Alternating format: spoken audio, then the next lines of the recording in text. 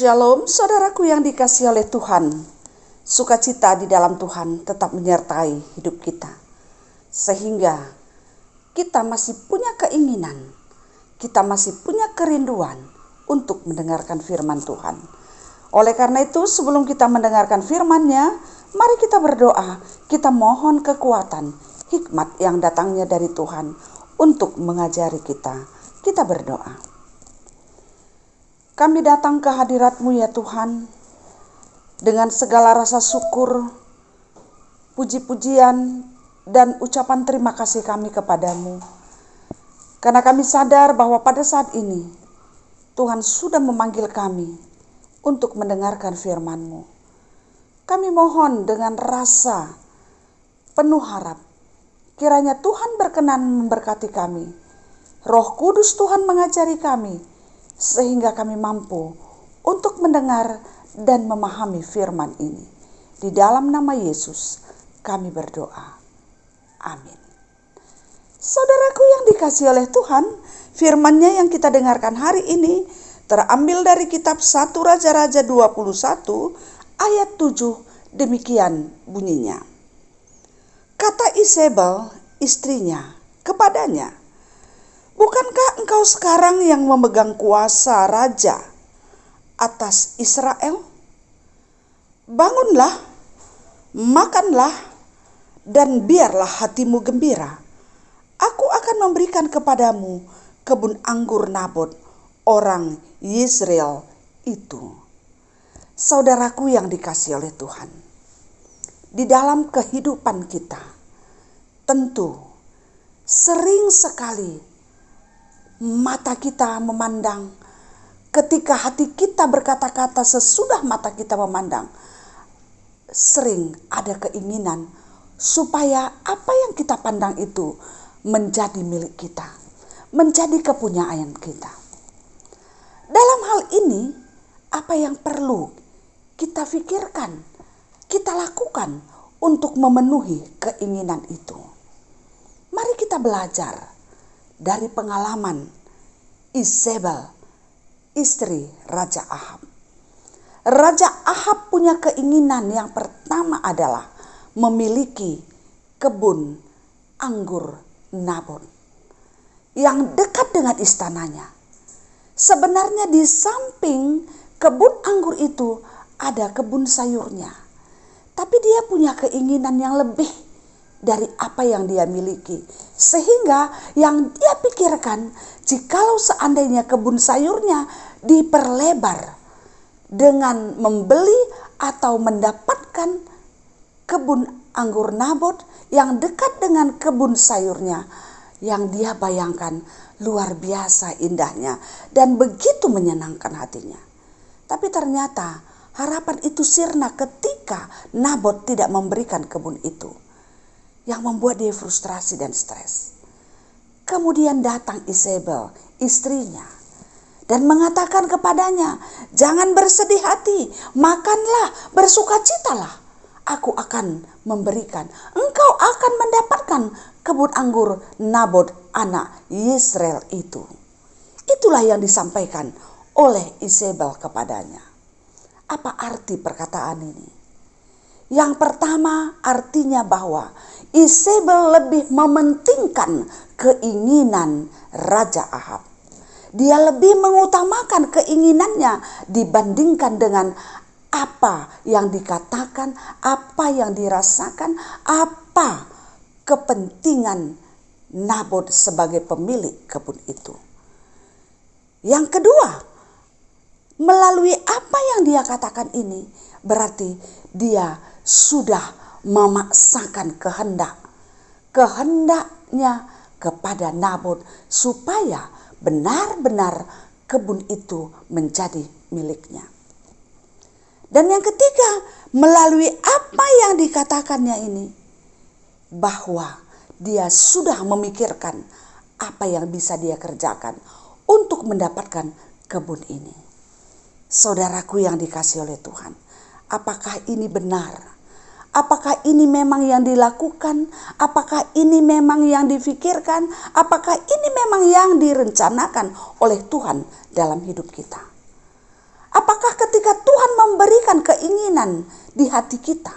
Apakah ketika Tuhan memberikan pandangan mata untuk menikmati, melihat situasi, keadaan, segala sesuatu yang ada di dunia ini, Tuhan ingin kita memaksakan kehendak untuk memenuhi keinginan hati dan keinginan mata kita?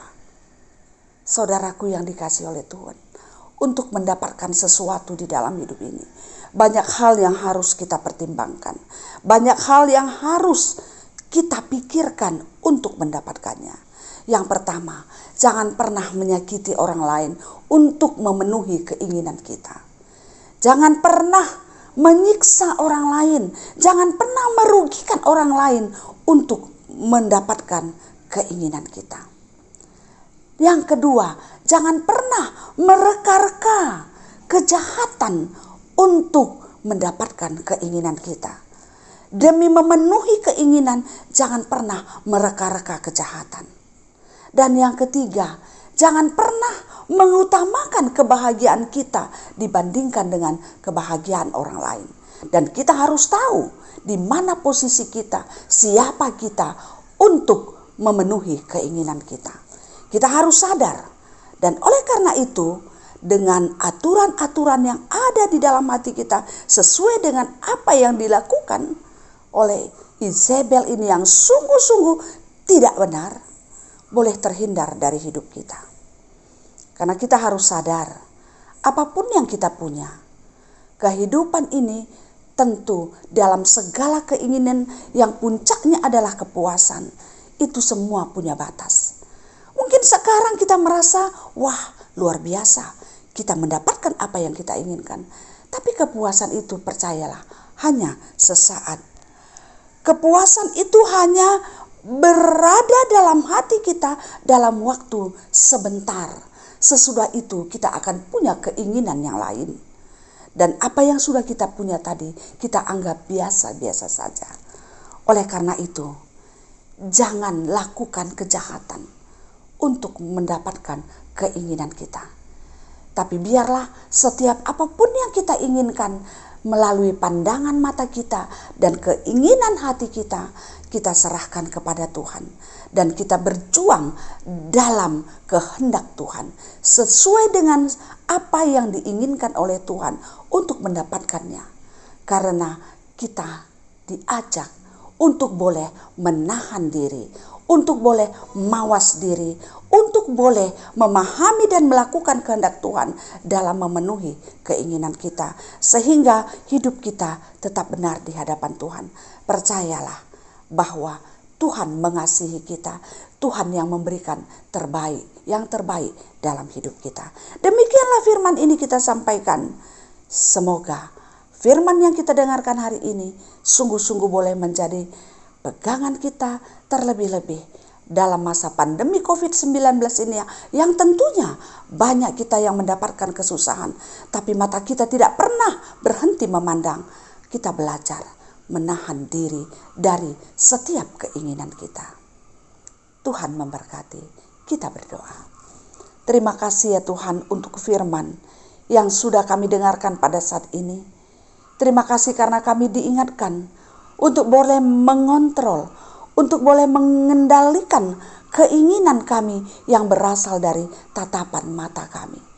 Ajar kami ya Tuhan untuk juga boleh menghargai orang lain, untuk boleh mengasihi orang lain, dan untuk memenuhi keinginan kami tidak merugikan, kami tidak mengorbankan orang lain. Tapi setiap saat ketika kami menginginkan sesuatu, kami boleh selalu berharap kepada Tuhan dan memohon kekuatan, perlindungan, dan berkat dari Tuhan. Sehingga sungguh-sungguh keinginan yang kami dapatkan berasal dari Tuhan. Dan itu akan membawa kebahagiaan dan sukacita bagi kami dan juga berguna bagi sesama kami. Ya Tuhan, pada saat ini kami terus berdoa untuk kehidupan kami. Kami sadar bahwa banyak hal yang tidak menyukakan hati kami terjadi.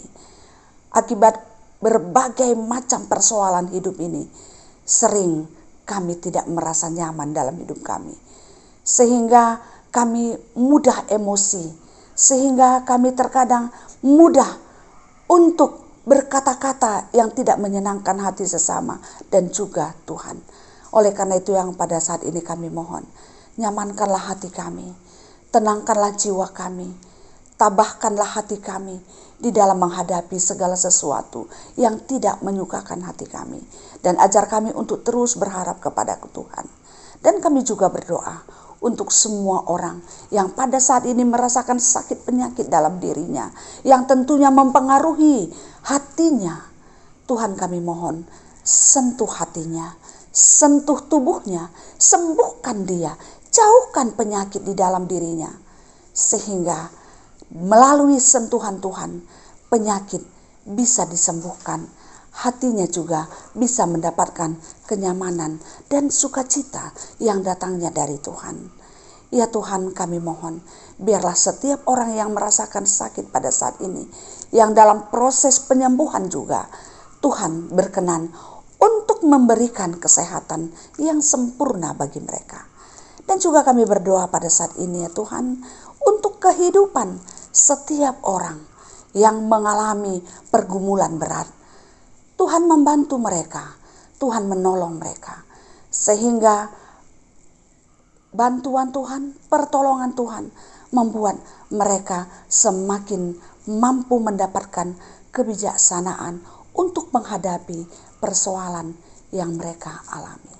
Dan juga tiada hentinya kami berdoa untuk anak-anak kami yang pada saat ini berjuang untuk meniti masa depannya. Walaupun mungkin anak-anak kami yang masih kecil, dia belum tahu apa arti perjuangan. Tapi kami mohon ya Tuhan, berkati mereka ketika mereka dalam situasi belajar, di dalam menggapai cita-citanya. Tuhan tambahkan kepintarannya, Tuhan tambahkan semangatnya untuk belajar. Sehingga pada satu saat kelak, ketika mereka harus bersaing dengan orang-orang lain, mereka boleh menjadi pemenang dalam sekolah dan juga dalam pekerjaannya. Dan juga kami berdoa untuk setiap orang yang sedang mencari pekerjaan pada saat ini. Tuhan perkenankanlah anak-anak kami untuk mendapatkan pekerjaan yang seturut dengan kemampuan yang mereka miliki. Dan juga kami berdoa untuk setiap anak kami yang masih dalam proses mencari teman hidupnya. Tuhan, berkenanlah Engkau untuk mempertemukannya dengan orang yang cocok. Dan juga kami berdoa untuk setiap keluarga yang masih menantikan anak untuk dia dampingi, untuk dia pelihara, dia besarkan untuk menjadi anak-anak yang takut akan Tuhan. Ya Tuhan, kami mohon, jauhkanlah semua penghalang dalam dirinya, sehingga dengan pertolongan dan berkat Tuhan, mereka boleh mendapatkan anak-anak Tuhan yang mengaruniakan, sehingga mereka mendapatkan sukacita dan kebahagiaan. Terima kasih ya Tuhan, kami percaya berkat, kasih, dan penyertaan Tuhan ada selalu dalam hidup kami. Oleh karena itu, setiap pekerjaan yang kami lakukan, Tuhan memberkatinya sehingga boleh mendatangkan sukacita dan kebahagiaan. Terlebih-lebih bisa mencukupkan kebutuhan kami. Inilah harapan dan doa kami. Kami sampaikan di dalam nama Yesus Kristus Tuhan kami, Sang Pemilik kehidupan kami. Amin. Saudaraku yang dikasihi oleh Tuhan, demikianlah firman yang kita dengarkan pada hari ini. Kiranya damai sejahtera yang datangnya dari Tuhan, yang melampaui segala akal dan pikiranmu, akan menyertai kamu dari sekarang sampai selama-lamanya. Amin. Salam sehat, tetap semangat menjaga kesehatan kita semuanya. Terima kasih.